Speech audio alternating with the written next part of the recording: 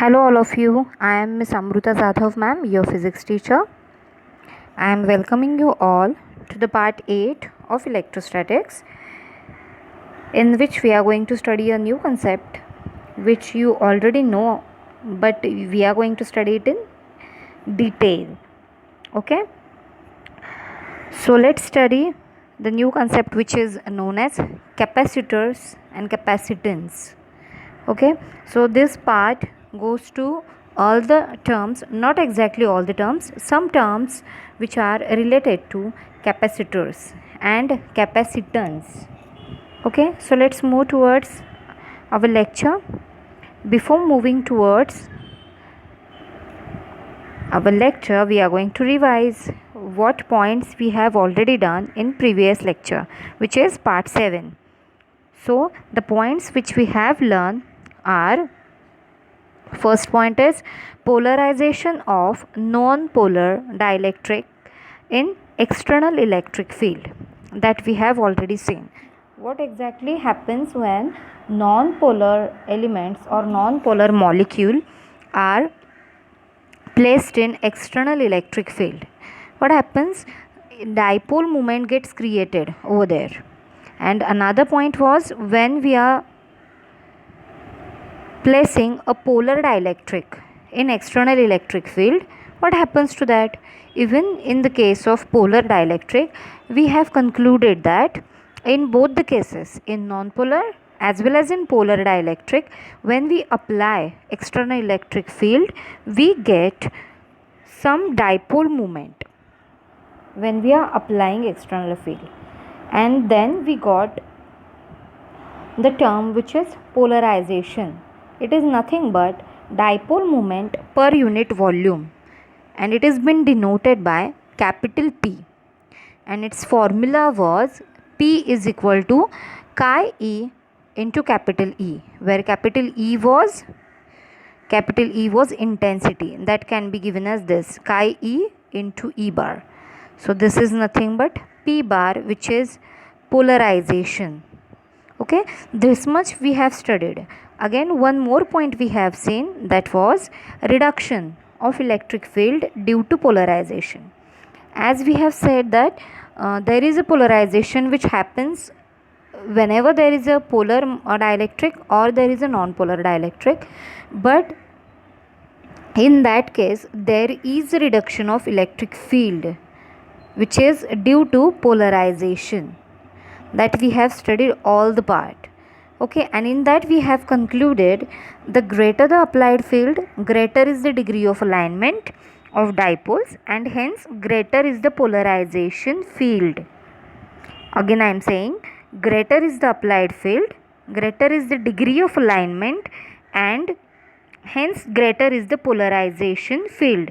So as the polarization field increases, there is the reduction of electric field. So these are the points which we have done, which we have seen in the last lecture. Okay, so these are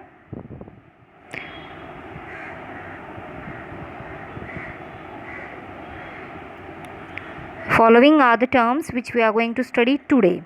Okay, so the first point which we are going to study today is concept of capacitance. What exactly capacitance is and what is capacitor. Then we are going to see principle of capacitor. Principle of capacitor mean how does it works, what is the use of capacitor, that we are going to see in this point. Then combination of capacitors. Now in combination of capacitors there are two combinations. First is in series and second one is in parallel. Okay, so actually combination of resistances that you have studied in 10th standard, so it is nearly same, and even in 11th you have studied this about resistors. So in a similar way we are going to apply this combination for capacitors only. Okay, so let's start with the first concept, which is capacitance. What is exactly capacitance is? Now, as I told you about resistors, you all know What does resistor do? Resistor is the electrical component which resists the current to flow through it, right? And you have seen the how to find out the value of resistor. How to find that? We can find out the value of resistors by using color code system. We have seen that even in the practicals also. So what is the role of resistor in any electrical circuit?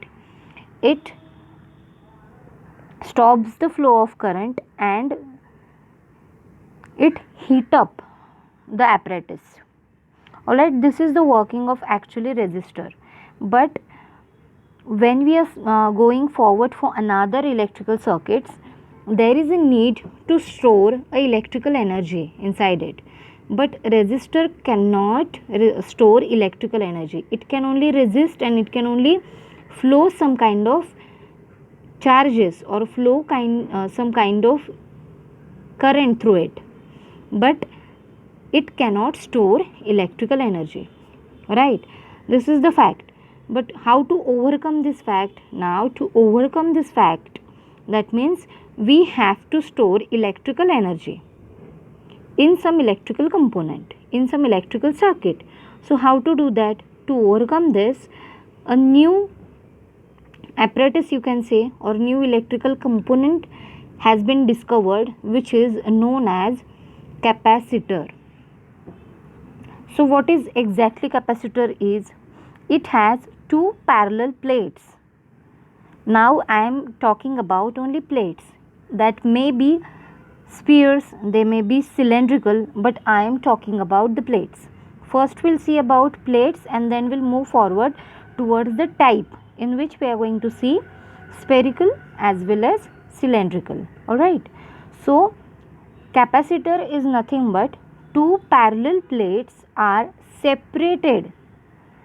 One of them is having positive charge and one of them is having negative charge on it, and they are separated by a dielectric material, or we can say dielectric medium. Now, what is dielectric? We have already studied. What is dielectric? Dielectric is nothing but it does work of insulator. That means a medium through which charges will not flow because it's a insulator between them. It acts like insulator, so that charges of positive plate will not go towards charge of negative plate. Okay, so this is exactly a capacitor. Like this, I can show you. Suppose this is a plate, one plate having positive charges on it all over the plate, and this is a negative or other plate which is having negative charge on it, and they are separated by a dielectric medium.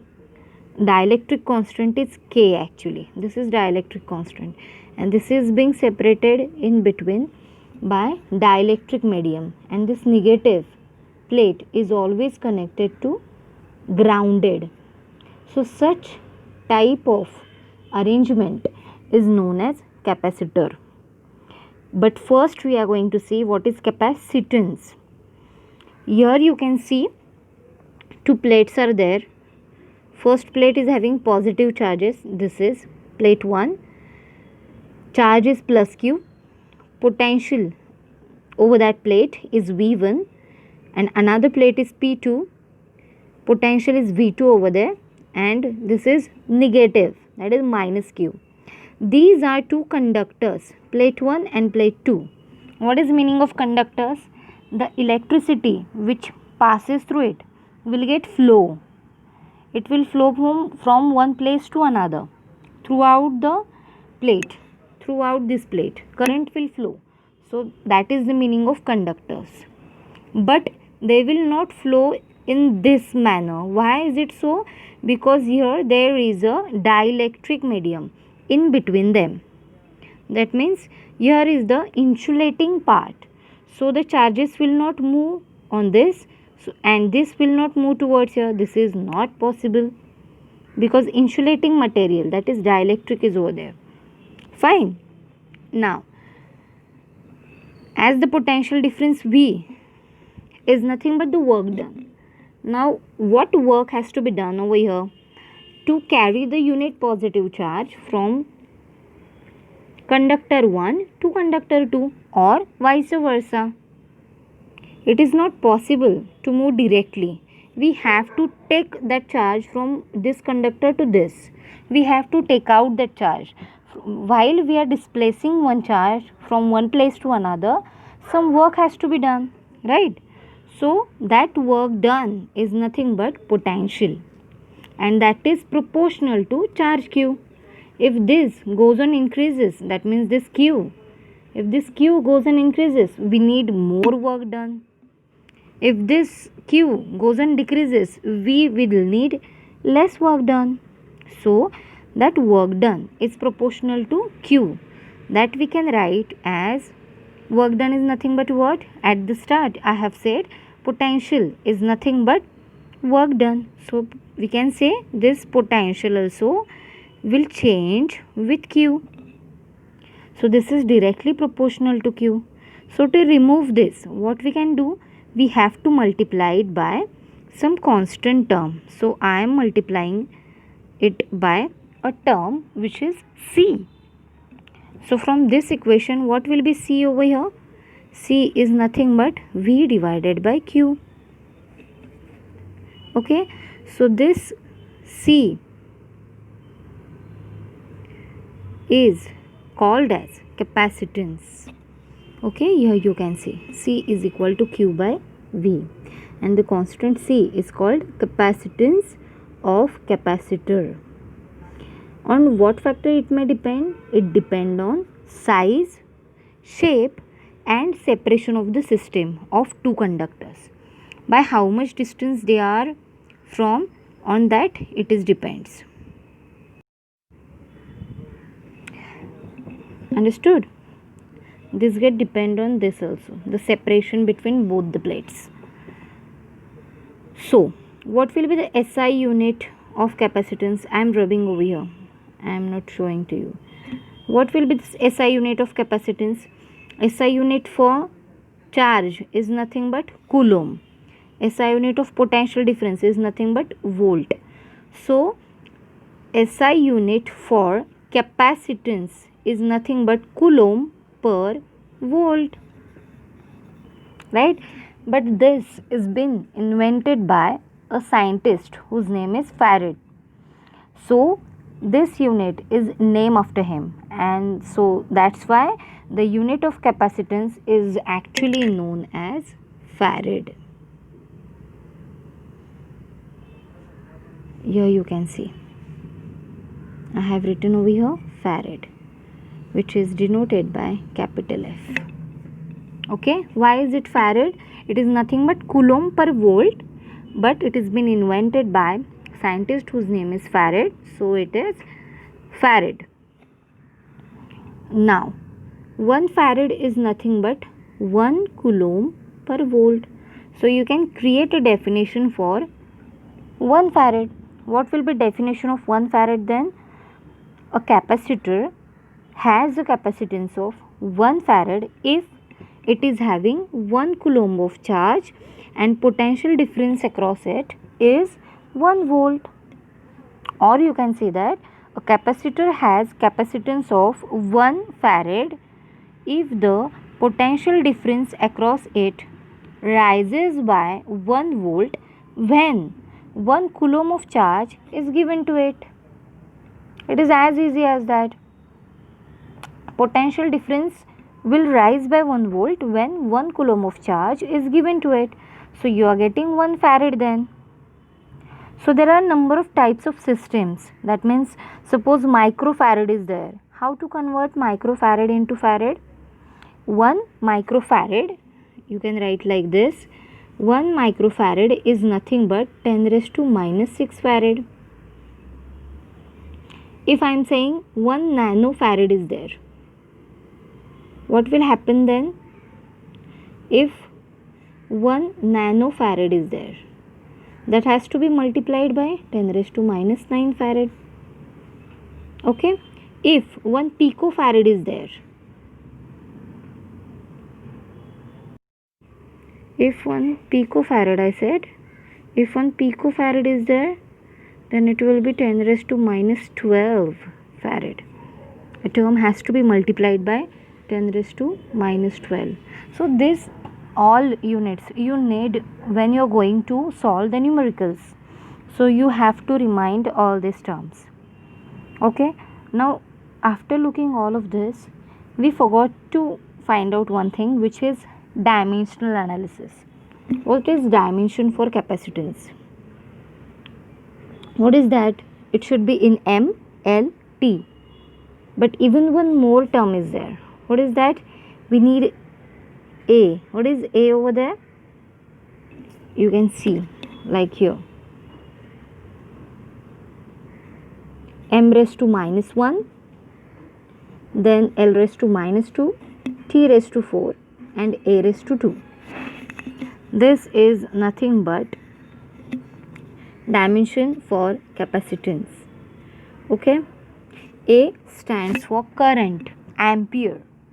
So this is for ampere. So that is raised to 2.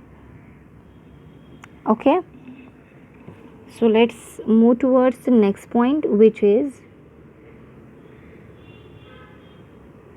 principle of capacitor. We are going to see the principle of capacitor, by using which we can use the capacitors, and where we can use that we can see. So these are the points which we are going to consider. While moving towards that point, have a look at the diagram. You just look at the diagram, I will explain all the things. Okay. So in front of you there are two diagrams. In the first diagram there are two plates, P1 and P2.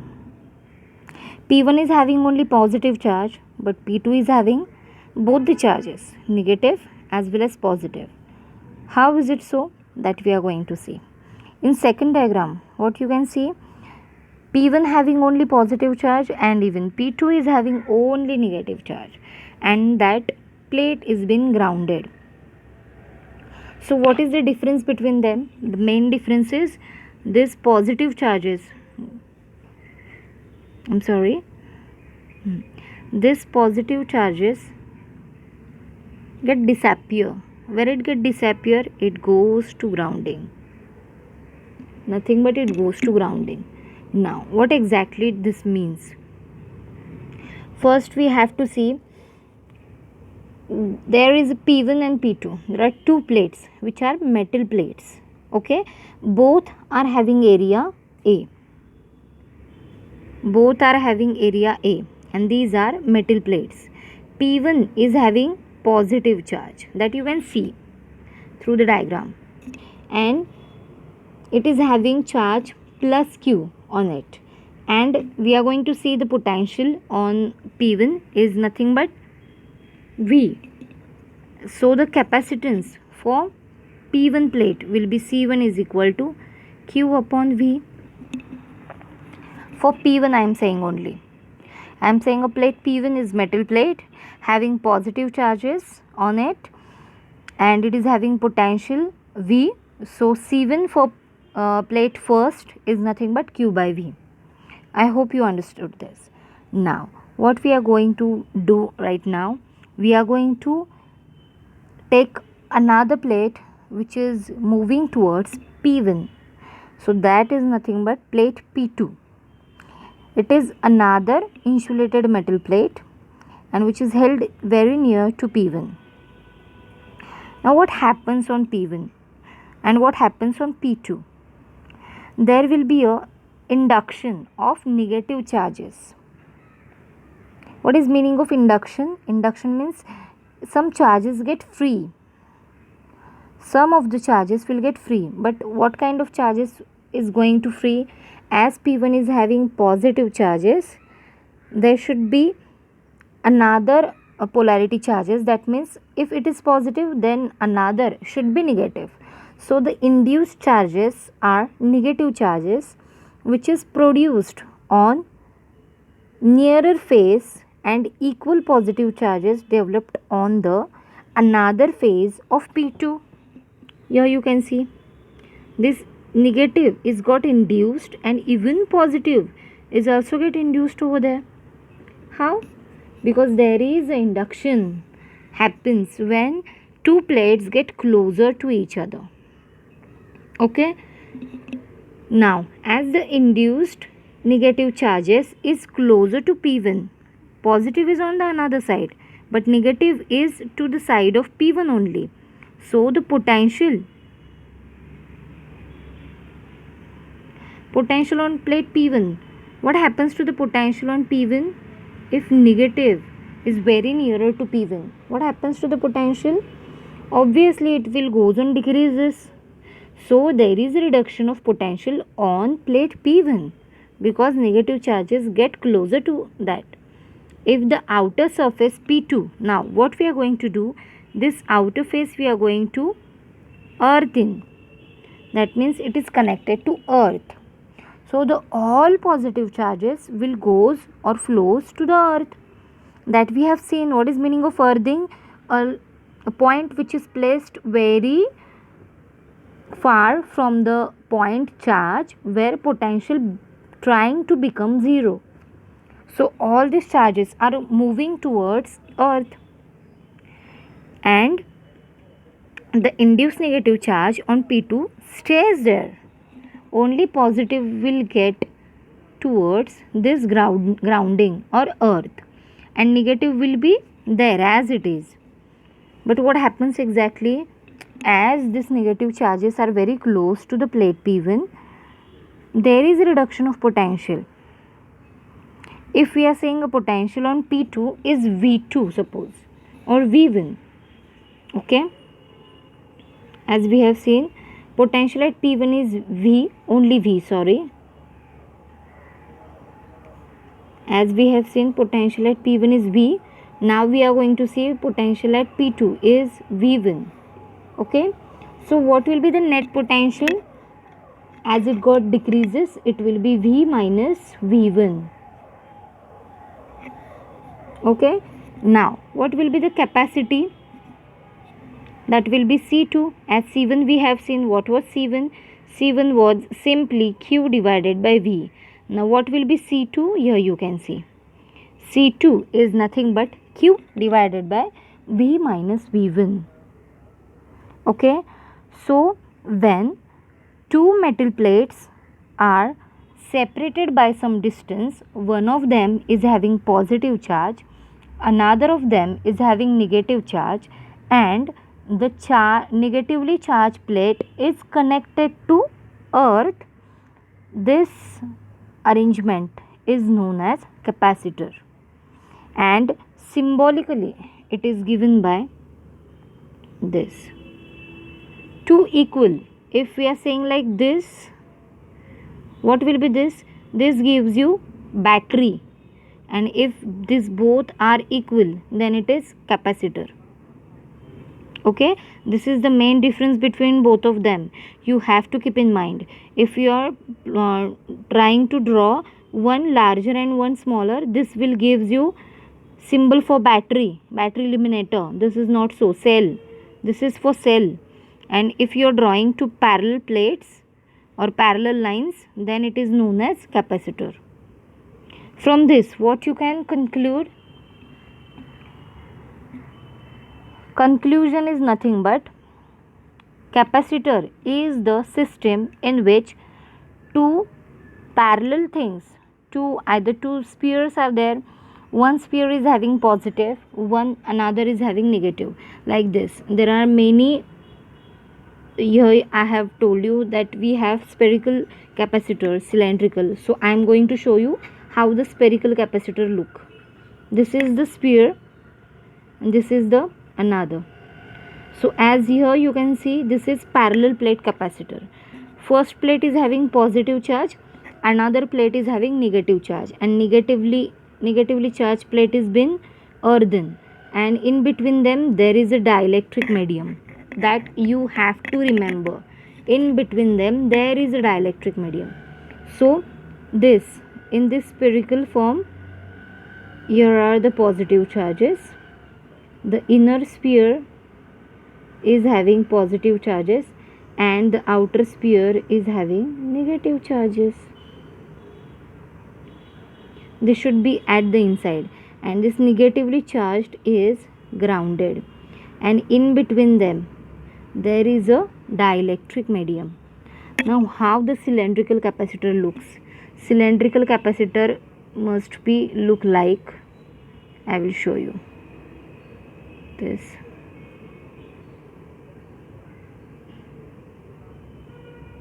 Outer cylinder, this is having negative charge, obviously, and this is the inner cylinder, which must be having what? Yes, it should be having positive charge. In between them, that means here, even here, there is a dielectric medium K, so that the charge will not go or move towards each other. So this is a kind of cylindrical capacitor. So these are the types of capacitor. How many are there? Plain plate, spherical and cylindrical. Okay, so this is all about the capacitors, and this is how it works. So now the next term is, we are going to see the combination. When there is a combination of capacitors, then it can be replaced. Sometimes it can be replaced by the equivalent capacitor. Do you remember when resistances are connected in series, we have calculated the effective resistance for that? Do you remember that? That was nothing but, if this is one resistance is connected with the another, if this is R1 and this is R2, what was the effective resistance over there? That was Rs. This was the effective resistance. Why we are saying S? Because these are connected in series form. So that was nothing but directly the addition, which was R1 plus R2. If there are three resistances, we can say it as R1 plus R2 plus R3. If n number of resistances are there, then we can write down R1 plus R2 up to Rn. So that is nothing but the summation of resistances when they are connected in series. Before that, after this, we have also seen when resistances are connected in parallel with each other in this way. Even this way also we have seen. If this is R1, this is R2, and this is suppose R3. So what was the effective resistance at that point? It was Rp, but it was a reciprocal. Do you remember? It was the reciprocal. Effective resistance for parallel series was the reciprocal, was nothing but 1 by R1 plus 1 by R2 plus 1 divided by R3 over there. So when we are applying or when we are joining resistances in parallel combination, we have to take reciprocal and then we can add up all of them. So this was the basic things, and this you have done in 11th standard, but now we are going to see same combination, that is series as well as parallel combination, but for capacitors. Now let's see here, combination of capacitors in series as well as in parallel. Now what happens when they are connected in series? So some terms you have to remember. First is, when capacitors are connected in series, the term which remains constant is charge. So Q remains same in the combination. In which combination? In series combination. And what will be V then? It will be addition of all the potentials applied to the capacitance which are connected in series. Here you can see. First see the diagram over here, then we'll move towards the formula. Here you can see. Here, first plate having positive charge, another plate is having negative charge. It is connected to the another capacitor and then to the next one. So these three capacitors are connected in series with each other. All right, so potential for first capacitor is V1, yeah, you can see. Second it is V2, and for third it is V3. But potential for all of them is nothing but capital V. So you can write down V is nothing but V1 plus V2 plus V3, right? So we have to find out value for V first. What is V from the first formula? What is C? C was Q divided by V. We have calculated that. So what will be V? By shuffling the equation, we are getting V as Q divided by C. So for first plate, what will be that? It will be V1, which is nothing but Q divided by C1. As I said, Q remains same throughout the experiment, throughout this combination. Then what will be V2? V2 will be Q by C2. What will be V3? V3 will be Q by C3. So this is as easy as that. But you have to remember two things. First is Q remains same and V is nothing but addition of all the V's. That means V1 plus V2 plus V3.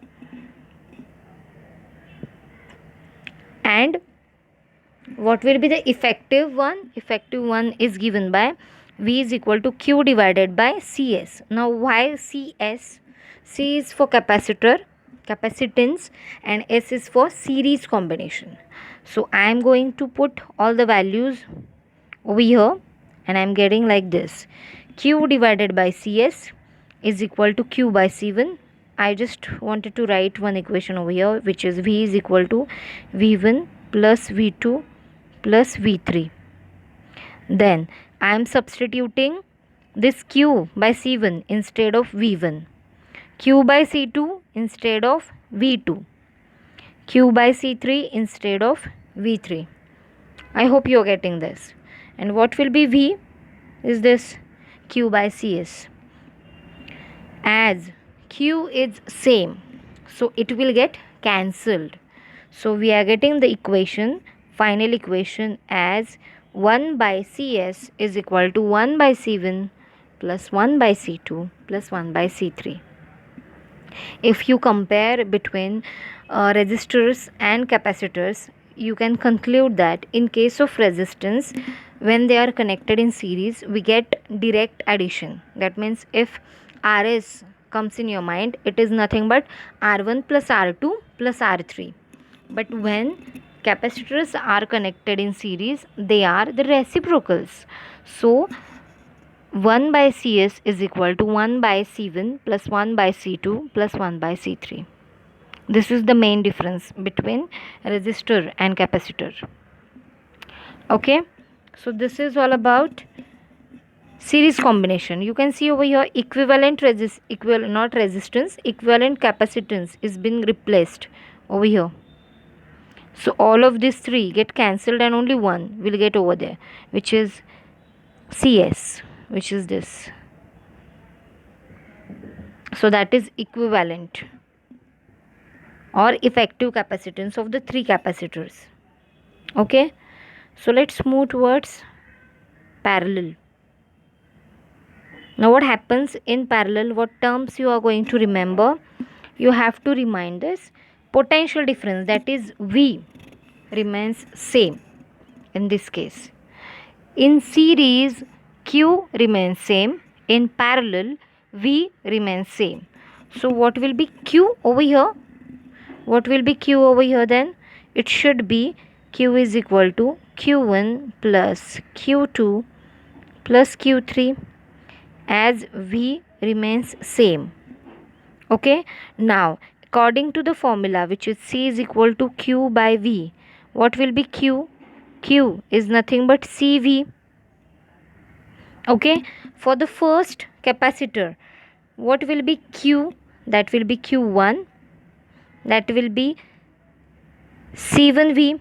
V will be same because we have said that potential difference remains same. Okay, another one which is Q2. What will be Q2 over there? That will be C2 into V. What will be Q3? That will be C3 into V. So this all value we can put into a equation and we can get a single equation. Before finding the equation, just have a look at the diagram in which you can see three capacitors. The first one, the second one and the third one are connected in parallel form, and all of them, first is having Q1, second is having Q2 and third is having Q3. So charge will goes on changing and V is remains same over here. So by using the formula that we have already done, Q is equal to Q1 plus Q2 plus Q3. That will be the total charge. That is nothing but C1V plus C2V plus C3V. And what will be Q for this? Q will be Cp into V. What is Cp? Cp is nothing but capacitors when connected in parallel. So that has been denoted by Cp. By putting all this value we are getting over here in such a way, that is CPV. Here you can see CPV is equal to C1V plus C2V plus C3V. All this V when we are taking common and that will get cut. So we are getting a single equation as Cp is equal to C1 plus C2 plus. So this is the final equation when capacitors are connected in parallel. When n number of capacitors are there, you can write in this way: Cp is equal to C1 plus C2 up to Cn. Okay, I hope this has been clear to you, because this is very easy and comparatively to the resistance it can be easy to understand. Okay, now there are some things that you have to remember in case of combination of capacitors. Okay, if capacitors are connected in series and all of them are equal, that means first is having suppose 10 farad, second is also of 10 farad and third is also of 10 farad, then what will be the effective one?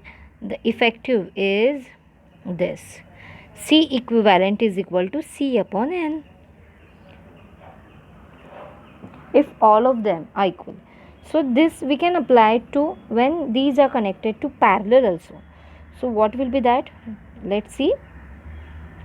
Here it is: if all capacitors are equal and they are connected in parallel form, then it will be C equivalent is equal to N into C. Okay, so this you can apply for equal capacitors only, not for all the sums. This is for when all the capacitors are equal. Okay, now again there are two more things that you have to remember. What are those things? Those things are: series combination is used when a high voltage is to be divided on several capacitors, because we have seen that in case of series combination V gets splits while Q remains same. So when you wanted high voltage to be divided, that you can place capacitors in series form. Okay, and when capacitors are combined in parallel, if we require large capacitance at small potentials. How this is so? Because V is same in case of parallel combination. So as large amount of capacitance you can get at very small potentials. So these 2 points are very important to remember. In case of series, we get minimum capacitance at maximum potential difference, and in case of parallel we get large capacitance when small potentials is there. Exactly opposite are there. Okay, in case of series, potential is high, then capacitance is low, means they are inversely proportional. We have seen that. because these are reciprocal to each other, and in case of series they are in direct addition. So as the potential decreases, we are getting high capacitance. Okay, so this is all about capacitors. We have seen what is capacitance, we have seen some types of capacitors, then what we have seen, principle of capacitor and combination of it. So these points are very important and very basics for the capacitors. So just have a look at whole video. If you do not get any point, comment me, I will explain the term again so that you will come to know what exactly it is. Okay, so thank you so much for watching my video. Thanks a lot.